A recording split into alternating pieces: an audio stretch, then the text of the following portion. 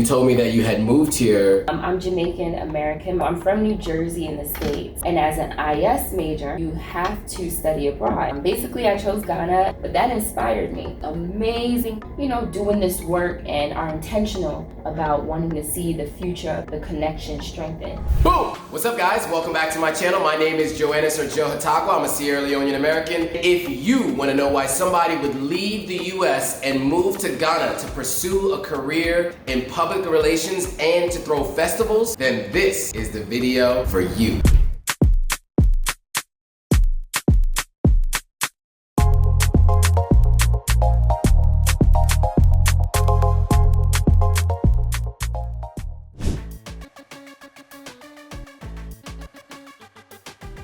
Okay, cool. So today we are meeting up with Lakeshia Ford of Ford Communications and the WoodXWatta Festival. She also has a couple of other projects that she's working on, and we're gonna let her talk about it. But I wanted to make sure I shared her story with you. It's an amazing story. She's been here almost 10 years. And if you count all the time that she spent here, it's been about 10 years. And she's gonna tell you her journey, how she decided to move here, what it's been like living here, and how it's been pursuing a business on the continent of Africa. So without further ado, let's get right into the interview. What's up, guys? I'm back with another episode of Diaspora Discussions, and I am here with the one and only Lakeshia Ford. Thank you. First of all, thanks for doing this. I appreciate it. So Lakeshia is a Jamaican American entrepreneur. The WoodXWatta Festival is hers. She's a PR strategist and owner of Ford Communications. She's also a podcaster and constantly asking the question, what's your Africa strategy? She's been featured in prominent news publications like Newsweek,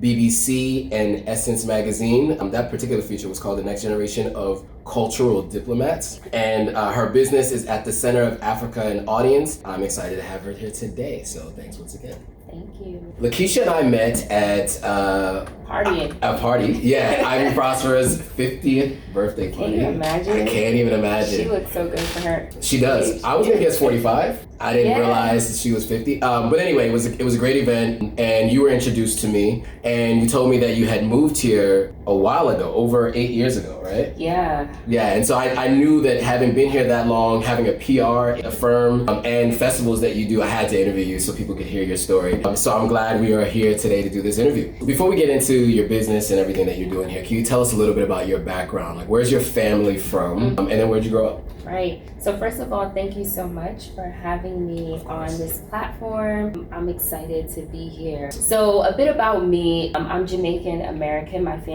entire family is from Jamaica. I'm first generation American born. So I'm from New Jersey in the States. I was born in Newark, but I'm from West Orange in the States. West Orange, New Jersey. And I essentially go back and forth, but I'm primarily based here in Ghana. Grew up very Jamaican. You know how it is, like 90s, early 2000s. Like, yes, you're in America, but you're in a very Jamaican household. Right. So I grew up, in terms of my identity, very Jamaican. Of course, outside, you're American. Right. So you really kind of just have both worlds. I grew up also very, I guess, Afrocentric by nature of the schools that I went to. From primary school, went to a French immerse, which was very Afrocentric, Nassau. Actually, École Toussaint Louverture in East Orange, New Jersey. Okay. So, wow, I'm telling my whole life story. But I say that to say because that really was the beginnings of learning about pride and learning how to be proud of being Black and being proud of Blackness. In the hallways of our schools were all of the flags of liberated Black countries. Okay. Yeah. And we did do the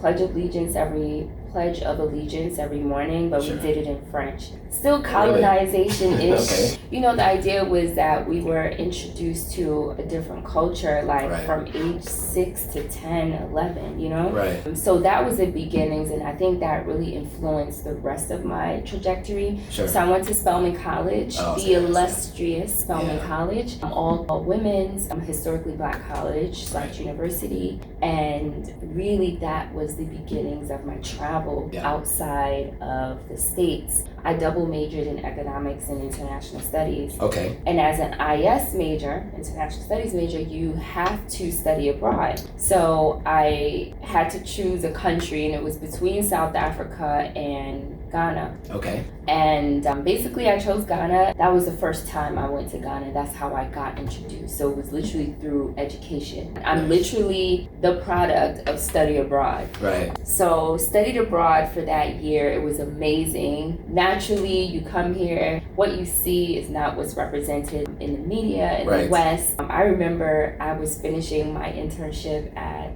Viacom, and one of my colleagues was like, "Oh, you're going to Ghana? Do they even have universities there?" And I was like, "Yeah, actually they do." And that's just the reality of the gap in understanding / ignorance of what people understand of the African continent. So when I came here, I saw obviously the opposite. Right. But at the same time, I also saw what they were telling us in terms of the poverty and in terms of some of the gaps. And, you know, there were certain niceties that we enjoy in America, i.e. the credit system. Knowing how to speak to women and what to say, what not to say. Right. You know, sometimes when you go into emerging markets, some of those refined aspects of like social connections are not there. Right. Just to be honest. And I say all that to say, like, I saw more of a wholesome, I got a more wholesome understanding of the space, which was very different from what was represented in the media. But that inspired me. Okay. Of course, like, you always start off upset, like, what? Like, they told us only poor people here, and look at all of these really illustrious homes, people, intelligent, highly intelligent, with a lot of power, doing well. This does not match the narrative we were fed. So, you know, you start off angry. It's like I feel like there's like a diaspora starter package. Like, you start off angry, and then you're like, I'm gonna do something about it. Right. And you just really have to pick your mode of expression, how you're going to do this thing, right? Yeah. So I obviously wanted to share what I was experiencing on the continent. And I was there for a semester, so it was like 4.5 months of being in Ghana through the NYU in Ghana program. Okay. And really, I just got really immersed into the culture, into the space, also immersed into the professional side of things, into the industry. I interned at TV Africa. Okay. So that's kind of the start also of my media experience and building relationships here. And yeah, like that year was amazing. That was the year, gosh, I'm dating myself. It was 2008, before year of return, before it was cool. Yeah. Right? So that was the year they found oil off of the coast. Ghana's economy was up, and that year in the States, we had an economic crash. Yeah, the financial crisis. Yeah. I remember trading in $100 and getting back 99 Ghana cedis. Wow. Yeah, like that's where it was. And for context, for all of you guys who aren't aware, depending on when you watch this video, it's for basically that $100 is over, let's say, 1,500 or so CDs, right? 1,400 CDs now? You mean now? Yeah. Well, every day it changes, so but it's in that range. So just to give you an idea give you context for how it was at that time, I just wanted to give that to you guys so you understand where we are now. Yeah, well, back then, so imagine now we're talking about, okay, today the rate is... So it'd be 1,200. It'd be 1,200. Right, today the rate is 12.3. Back then it was like 1 to 1. Yeah, wow. Right? Yeah. Or 1 to 0.9. Right. So I say that to say, you know, when I came to Ghana, it was a different Ghana. It was different times. Yeah. Economically, the country was up, so very bright, elevated experience, and that always stuck with me. Yeah. And I really wanted to do something about closing the gap in understanding and offering a more wholesome understanding of what happens or what the continent is about. So I started off doing documentaries. Okay. Right. So again, you have to pick your expressions. I started off doing documentaries, and I did one, and then I went back to the States, and I was like, you know, it just stuck with me. I was like, I have to do something about this. How can we brand the nation? How can we elevate the narrative of the country? Right. You know, so I went through my own journey in terms of my career, and then, long story short, started a master's program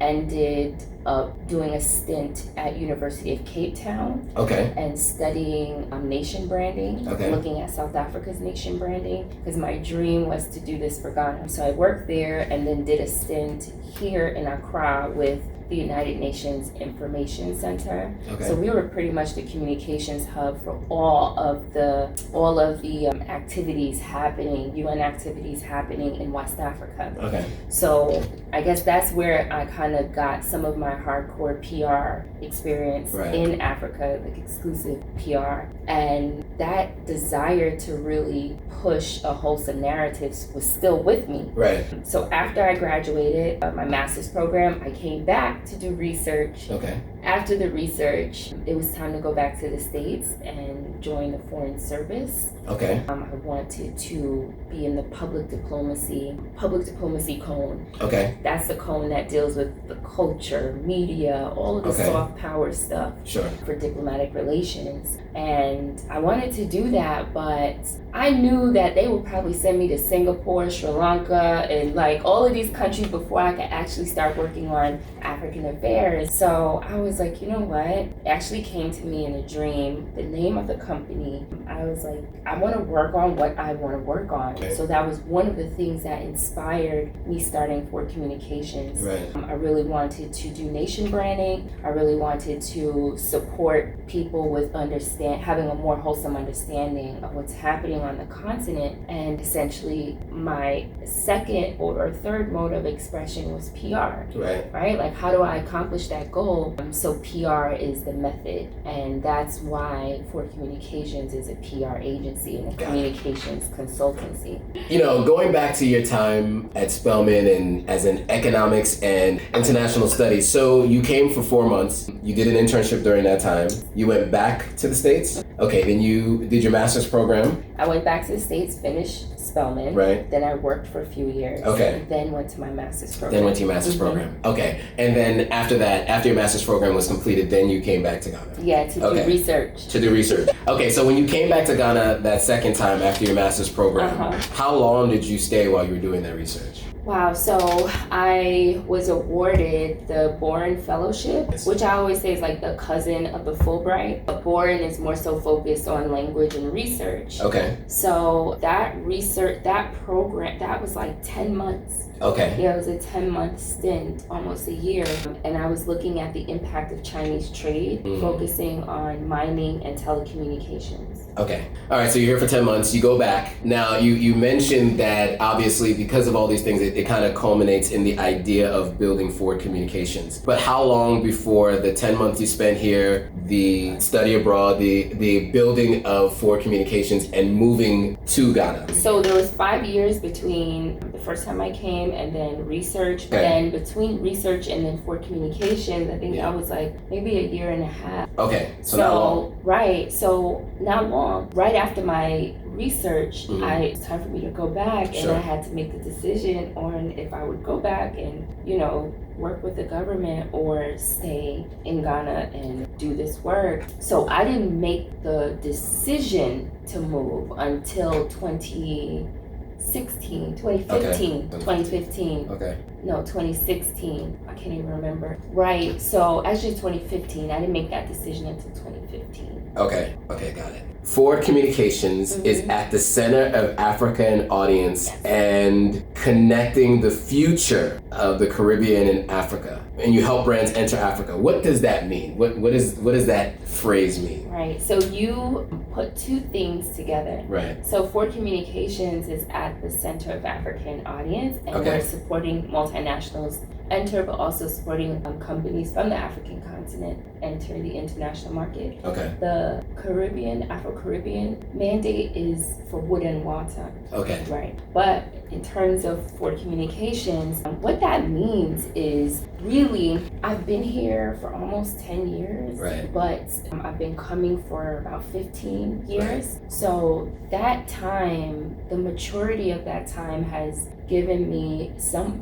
understanding of the markets, Right. the people, what makes people move, what works, what resonates, what doesn't. And I'm able to use a lot of this intelligence to support brands that do want to connect their audiences. Right. So when I say Ford Communications is at the center of African audience, essentially if a company wants to do business in Africa and they want to connect with their audience, we are literally at the center of that. We can support you with that. Okay. We usher you in, we usher your audience to you as well. Right.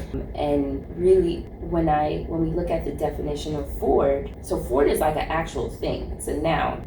Is it? It is. So the definition of it, you know when there are two sides of a river? Okay. Okay, like there's like where you start and then there's a river and then there's the other side. Right. Sometimes in the river there's a shallow part Okay. where you can walk over Okay. to get to the other side. All right. That part is called a ford. Okay. Yeah. Got it. I did not know that. I know, it's crazy, right? Yeah. So honestly, that's my last name, and I didn't even know that Right. until, remember I told you it came to me in a dream for Sure. communication. I was like, okay, my last name. But I looked at the definition, Yeah. and I was like, wow, that's deep. So a lot of times, sometimes I would say, oh, bridging the gap, No, Lakeshia, you don't need a bridge. People don't need a bridge, they need a ford. Okay. They need a ford. I like it. We still need bridges though. But yeah, that's essentially what that means to be Right. at the center of African audience. Yeah.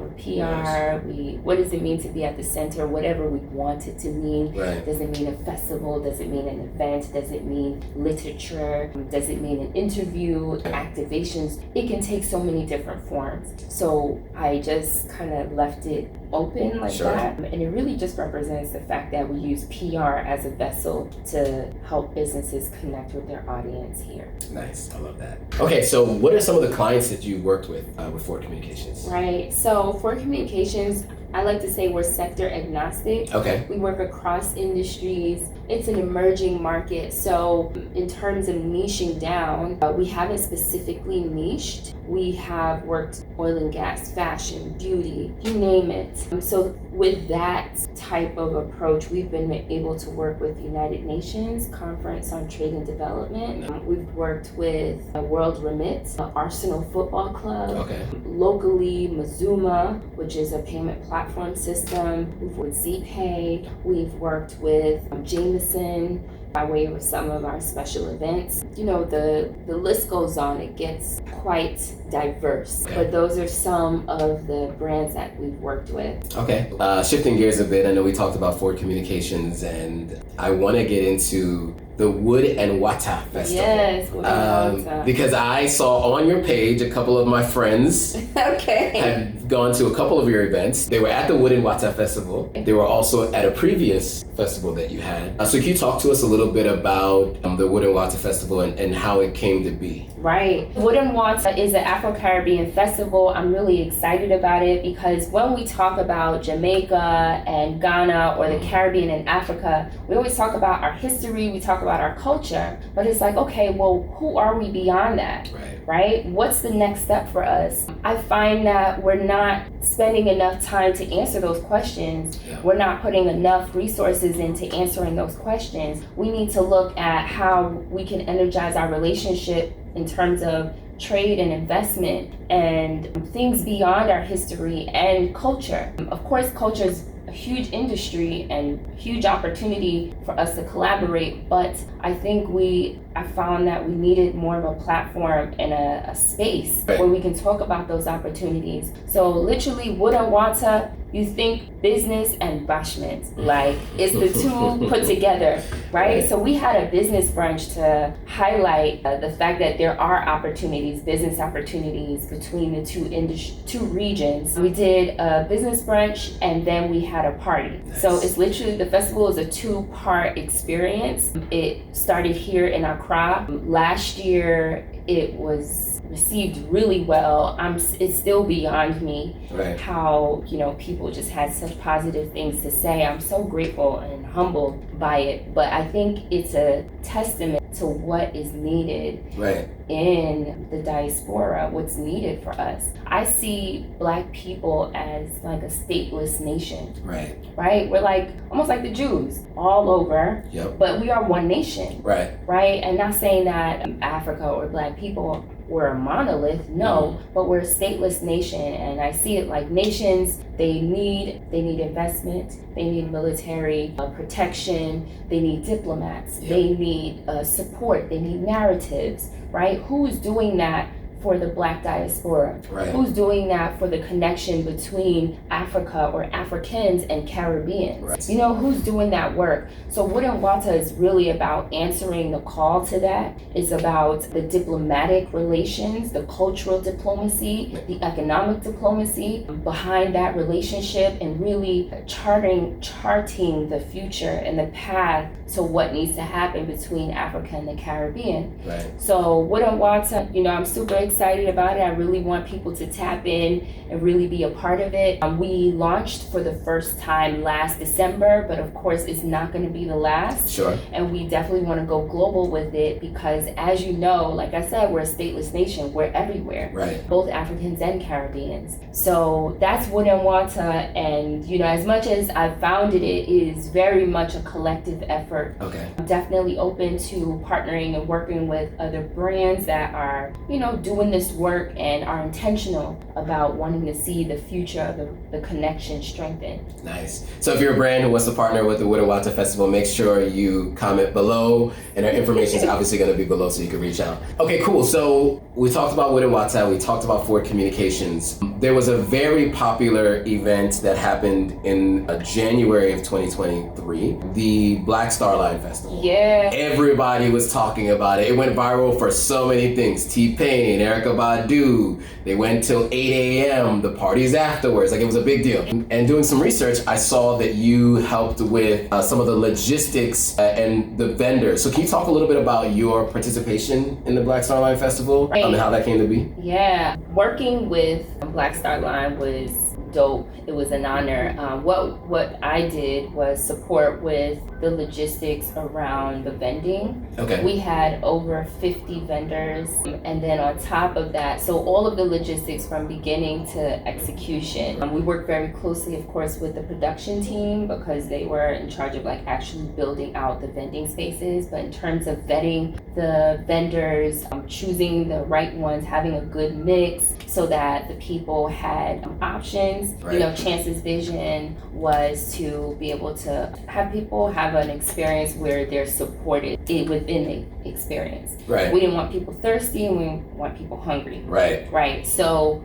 we were in charge of those logistics, and then what I also did was broker the water deal. Were you at the festival? I was, and I came the 2 days after. Okay, no I missed worries. it. If you went to the festival, you would have seen crates and stacks of Baltic water. Right. So we also basically brokered the relationship between Baltic water and Black Starline. Nice. Yeah. So we got so much water that literally there was a bunch left over. Really? Yeah, there was. That's a bunch unusual. Left over. It was 100,000 bottles of water. Wow. Yeah, because Okay. we're thinking like, okay, we get like 40 to 50,000 They're gonna need at least two bottles. Yeah. Right. But yeah, it was an amazing experience. Wow. And I loved working with the team, you know, to have people from outside coming in and really support the vision. Yeah. Chance is dope. Like, Yeah. I mean, we already know that, but you know, you would think, you know, someone who doesn't necessarily have to be in the detail. No, he was in the detail. Like He's that. leading, like, this is what needs to happen next. And I have no negative things to say. You know, Wow. I think Wow. it was the first time the event happened in Ghana, as people can imagine, and some know, that doing anything in Ghana in terms of building a business or an experience, Yes. it's not linear, it's not easy, it's not seamless. Yeah. So I'm just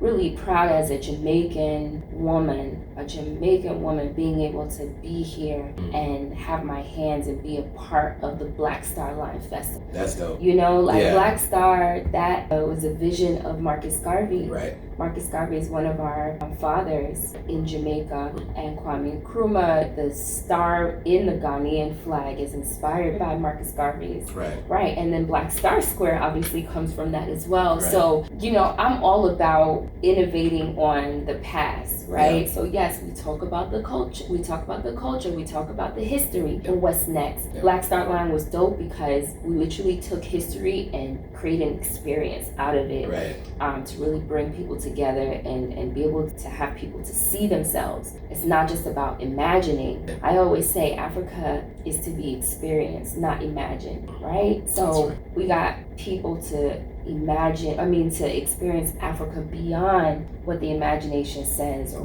beyond what the media tells you. So super dope experience, definitely going down in my history. Absolutely. And hopefully, I could do more for anyone that has a vision and wants to really create spaces on the ground in Ghana. That's really awesome. I mean, from someone from the outside looking in, right, I was a couple countries over, but there were a couple of things that I heard and saw. Number one, it went off without a hitch, like no issues, no major issues, right? I have been to other festivals here in Ghana throughout the years, and I've heard about some that have been here a few times still having issues. And that was the one that everybody said had no real issues, right? I mean, like, people had horror stories about different festivals and things, and I remember when talking about this, and it was really interesting to me because obviously Big Mensa comes back and forth, but and Chance, of course, I think this was his first time here, right? One of his few times here. Yeah. And so the fact that it was smart to work with people like yourself on the ground, it made a lot of sense, and him being so heavily involved, I think probably had a lot to do with its working out so well with the success. So that's awesome to hear, and I'm glad to hear. And obviously that just shows that what you do at Ford Communications and even with what you do at WoodXWatta, it can be repurposed for other things, right? You have that skill set, you have that those networks, right, that you can help people put on these kinds of events here. So that's dope. I do know that you've been recognized for the work that you've done in prestigious publications like Essence, BBC, and Newsweek. I read all of the features, and they're very glowing, and they talked about the future of the continent of Africa and this destination of Ghana. But what was it like for you to be involved or to be featured in those publications? Yeah, thank you for that question. What was it like? I mean, it's always an honor, right? It's always an honor, and I'm always humbled by it because I'm like, why? You know what I mean? Like, I'm just like really diligent at my work. I'm working.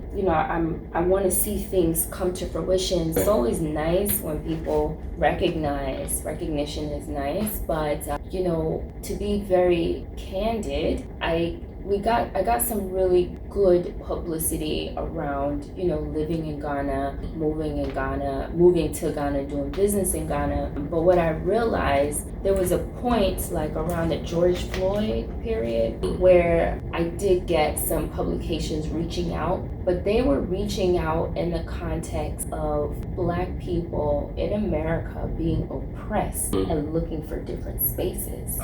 Right? And it's like, okay, I can talk to you about living in Africa, but that's not why I came here. Do you understand? Like, the reason why I came here was for positive things. Like, I was inspired. Like, I came here as a student. I came here in my teenage years, the innovation, the elevation of the African continent is what has really anchored my decision to live here and do work here. So when publications reached out and wanted to tell my story with oppression at the center, it was very, I would say, like, it kind of dimmed the light. It put my experience in a box where we centered white people, white oppression. And I'm never on that. And so, yes, I got great publications coming, and I'm super grateful, but I just saw the difference where when we were going through, I guess we'll call it like the Black Lives Matter protest era, people wanted to engage with my story and tell it with oppression at the center. And it's like, wow, why can't Africa be at the center? Why can't innovation in Africa be at the center? Why can't our greatness be centered? Why you have to be at the center? And it's interesting, there are a few interviews that I did because I was conscious of it. So the way I would speak, I'm never giving what they wanted. They would never get it. But when the articles would come out, African Americans are being murdered at meet these people who have fled found refuge in Africa. Right. I'm like, so I'm a refugee now? Like, no, I'm not a refugee. Like, I repatriated. Like, this is a decision, an inspiration. Yeah. You know, so there is that little nuance. It's not a little, but it's a quiet nuance that exists in terms of telling the story and covering the story. So I did get to a point where I started refusing interviews. I didn't want to talk to anybody. Right. Because if I understood what story they were trying to tell and I didn't see my story in that, I wouldn't do it. I'm in PR, I get it. You know what I mean? And sometimes these things are still opportunities, but as Black people, as custodians of the culture, and as a diplomat of the stateless nation of Black people, we have to be very responsible on the stories, about the stories we're telling, the narrative we put out there, how we represent each other, you know, what we represent. And it's not just about, oh, let's tell the positive because we've had so many negative stories, but really, you know, being conscious about what's at play here, and who is being centered and why, and does it support our future, right? Yeah. I feel like we're in a very critical time where we have a bunch of traditional systems that have been put in place, and we've all gotten to a place where we kind of learned those systems and figured out how to climb the ladder, professional, social ladder, economic ladder. But social media, internet, all of it, chat, GPT, all of these things have decentralized hierarchy. So with that being said, it's brought us to a very critical time where we need to realize that we've been moving on traditional systems, but it's time to create new formats, and formats that support us, formats that center us, right? That's why WoodXWatta is not like vibes and insha or reggae, dancehall, Afrobeats, party. Like, I've done it. What's next? And even when we say what's next, what format are we using? What systems are we using? Like, obviously, there's no revolution that has happened, but so we have to still use certain systems that are put in place, but we got to be responsible. We got to be cognizant. We got to be conscious about the movements that we're making and how, and really just what we're doing. What are you doing? Why? And for who? And according to whose standards? You know what I mean? Yeah. So I could go on, but that's how it was being covered and really just being in the media space for moving to Africa, or choosing Ghana as my home and place that I do business. Got it. Okay. I mean, yeah, it is, but I think it's really important to get that context. And I mean, I think it's also important to know that not everybody's running away from something, they're running towards something, right? Like you were coming to something, not running away from something. And I think that's an important narrative to be putting out there, because you saw what we had and you saw the potential, and that's what you're working on. So on that, I know that you are also a podcaster, and so you've been having discussions about this previously with the Yard Abroad, and then now with... We'll talk about it. Yeah. Now with the new podcast. So can we talk a little bit about the being a podcaster, what you're talking about, and the stories that you're telling? Yeah, so Yard Abroad is the podcast. I started that with Makita, Zinga Makita. Shout out to Makita, my friend here in Ghana. She's also Jamaican American. So we started Yard Abroad, and that was really just about putting out things, information, and sharing our experiences as Jamaican American women here in Ghana, and what it's like to live and do business in Ghana. We centered our culture a lot in terms of how we branded the podcast, and really was all about all the things you can't Google. Okay. That nobody's gonna tell you. I like that. Right? Makita's been here for like years. She went to school here and everything. Oh wow. Right? Okay. She's my big sister. She's like my big sister. So there was a lot of like essence and experience that, you know, we were prepared to really share on the podcast. But just recently, this year actually, we've decided to take a new direction with the podcast. Okay. Right. So Makita is going to take leave for now, but the podcast will still continue, but we're going to shift the brand into a new name called Africa Beyond Travel. I like it. Africa Beyond Travel. So this basically speaks to the same theme of, okay, we have tourism on the rise. A lot of people are coming to Ghana. A lot of people are traveling to Africa. People are finding themselves, right? So sometimes it's very leisure focused, the travel. It's very culture focused. But as someone who has been here and kind of made the trip before the phenomenon, year of return and things of that sort, I'm like, okay, well, what's next for us? Ghana is not just a party place. Africa is not just a party place. Yes, a lot of our history lies here, but Ghana is also an ecosystem. It's a space that has a bunch of ecosystems. So I want us to start exploring or interacting with the space as also an ecosystem, but not as like in a colonizing way or savior way, because that happens too, right? Like, oh, I want to come to Ghana, I want to build a house. But you're not a mason. You've never taken a class. Like, why do you want to build somebody's house? Would you let somebody build your house that has no experience? So Africa Beyond Travel is about highlighting the ecosystems of Africa and going beyond the leisure and cultural aspect of the space. Obviously, we cannot escape the culture, like it's with us. Of course. So that's also one thing that's inspiring is like, okay, well, how can we go beyond that?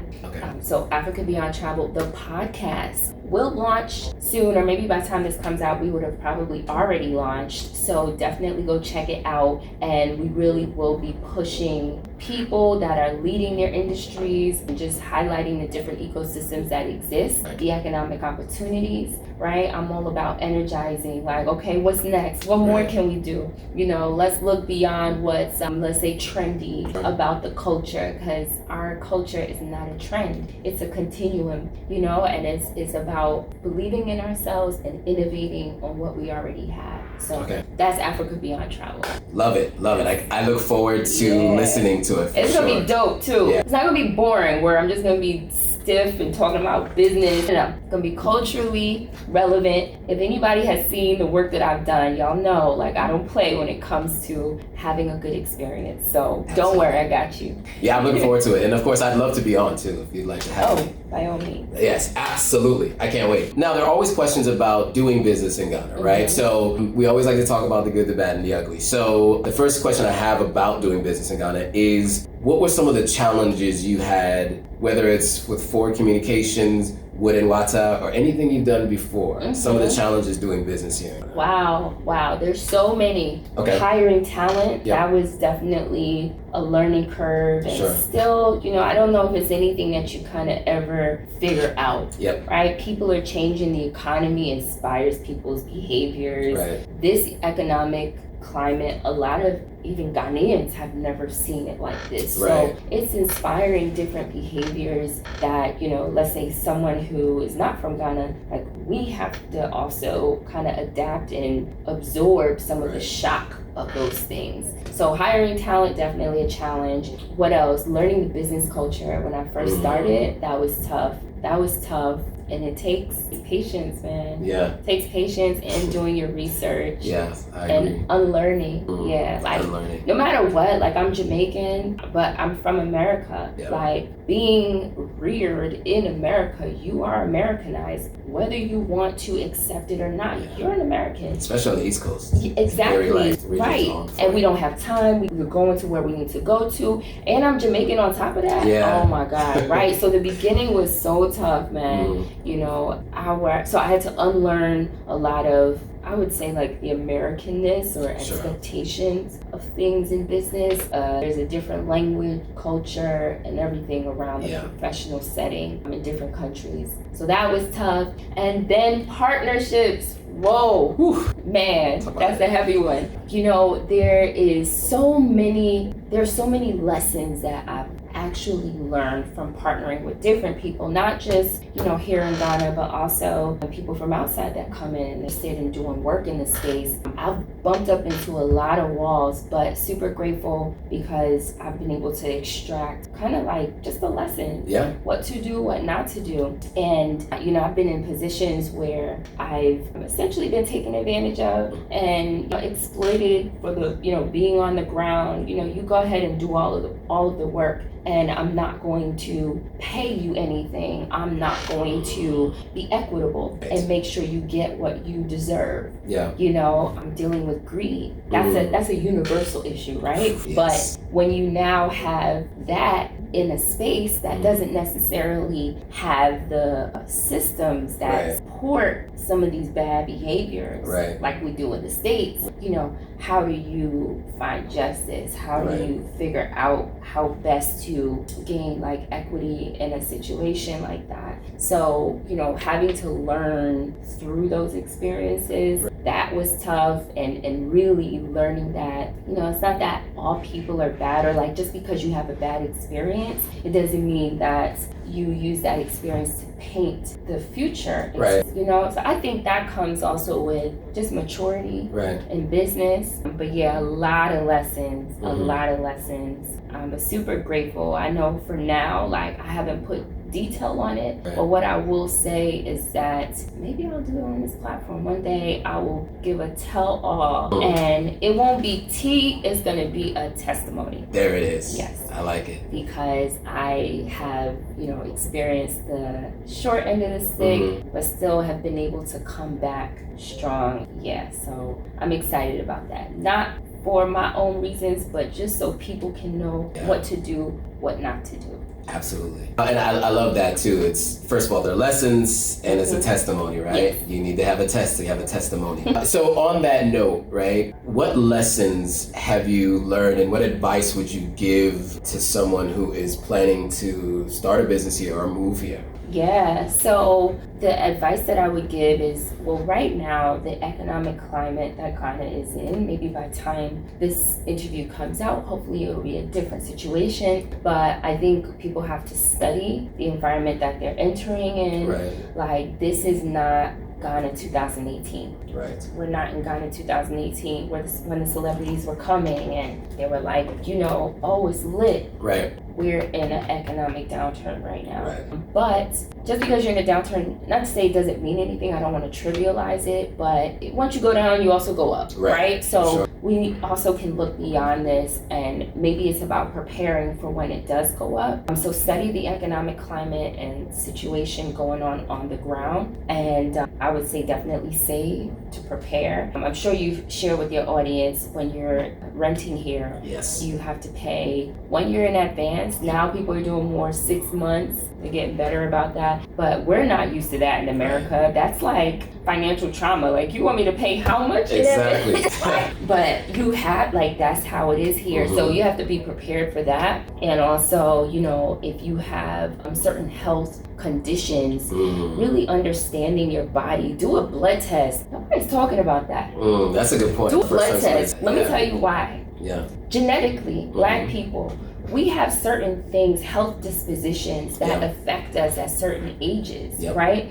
And in our youth, and especially with these different trends and the decentralization of everything, go to Africa on Tuesday, I'm just gonna live there. There's typhoid. There are things here and different, like the environment is different, right? So my point is, all right, I know I just led with a disease, but it's not about disease. What I'm trying to say is do your blood test to see if you have disposition to diabetes. That's gonna determine if you're gonna be a part of this whose jollof rice is better conversation. You might not be able to be a part of that, right? Because you might have insulin resistance.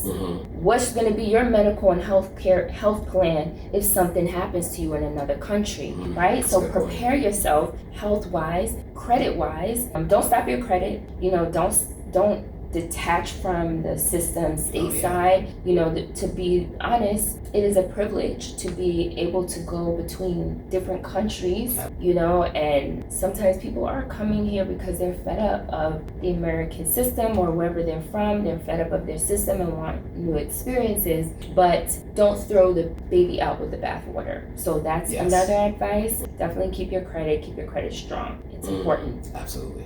What else would I say? Partnerships. Listen, make sure you understand who you're working with. Partnerships are like marriage. In terms of the project, depending on what you guys are doing, make sure you have a discussion, understand their vision for the future of the project that you're working on, understand what they're bringing to the table and what you're bringing to the table. How do you quantify that? Right. The idea, the novelty of doing work in Africa can kind of have you just really in the cloud. What's Africa? Back to Africa. And, again, vibes and inshallah, it's all good. We're people, our people, as we say, all skin folk and kinfolk. And it be your own people, and that's just the truth. So I want us to also be vigilant about our business. One of my biggest lessons as an entrepreneur is that more than half, 65% of business is legal. Okay, it's legal. So your contracts, your partnership contracts, your IP, your intellectual property, and don't come with Americanisms where you think just because you have things set up in America that you have it done all over the world. Right. Did you understand? Right. So I think that's also something that is not talked about enough amongst us, amongst young entrepreneurs, despite your color as well. Yeah. But specifically talking about African Caribbean diasporans, a lot of us are first generation entrepreneurs. Right. And we haven't seen what it means to, have meetings with lawyers or understand what profit splits look like, or shares or structures to business. A lot of us don't know, but it's also not an excuse. We have so many tools, and there are, network across. You might not be a lawyer, or you might not be able to afford one, but I'm sure someone you went to school with or someone your family went to school with might be able to support you, so definitely get your legals together, and don't be blinded by the fact that, or don't be blinded by the novelty of a space and the fact that it's Africa and you're back home. You still have to protect yourself. There's so much there that no one's ever mentioned the medical piece, and I think that's super important. That's super important. And then obviously the business partnerships I thought was great too. So I think that this has been really, really, really good. I learned a lot. I'm sure you guys all learned a lot. Where can people find your businesses online? We're gonna put all that in the description below, but I do want to give you a chance to shout it all out. Yes. So, as he said, I'm multi-hyphenated. So, my bread and butter is Ford Communications. That's the PR agency where we're supporting multinational companies, individuals, projects, businesses, festivals, people and initiatives that want to come into Africa. We support them with connecting with their audiences. So you can follow the business page at Ford Communications, most specifically to Africa, to the African and Caribbean relations. We're building space and a platform called WoodXWatta, and you can find us online across social media platforms, at WoodXWatta, that's WOODX, Watta, WATTA, right? So that's the Afro-Caribbean bit. And then in terms of the Afro-diaspora investment direction, the ecosystem direction, Africa Beyond Travel, you can find us across social media pages on that as well. And definitely tune into the podcast, share it with your friends and your people, and interact, connect with us. If there are questions or things that you also want to hear us talk about, definitely let us know. So those are all my babies. Those are all my babies that I'm working in partnership with amazing. I definitely cannot do this alone, and I'm not on this journey alone. So Well, this has been great. I really want to thank you again for sitting down with me and doing this. All right, cool. So what did you guys think about Lakeshia's story? Did you find it interesting? Did you feel that I missed any particular questions? If there are any questions that you felt I missed, let me know in the comments below. And if you liked the interview, make sure you hit that thumbs up and let us know that you liked the interview. So thanks for watching. If you are still watching and you want to find more interviews with people here on the continent of Africa, I want you to click on this link here. If you haven't subscribed already, make sure you click on this link here. And then of course, if you want to see any of my other adventures here in Ghana or on the continent of Africa, click down here. I'll see you guys all in the next video.